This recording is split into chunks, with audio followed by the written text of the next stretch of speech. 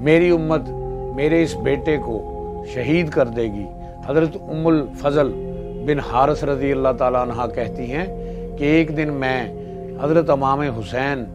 علیہ السلام کو لے کر نبی پاک صلی اللہ علیہ وآلہ وسلم کی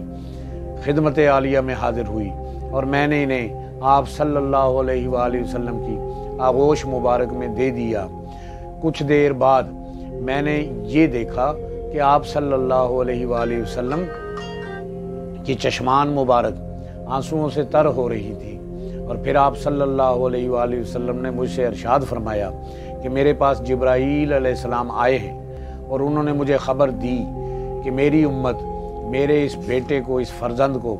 شہید کر دے گی، اور میرے پاس ان کے مقتل کی سرخ مٹی لائے۔ اور دیکھا گیا کہ بعد میں جب واقعہ کربلا ہوا تو یہ مٹی خون بن گئی۔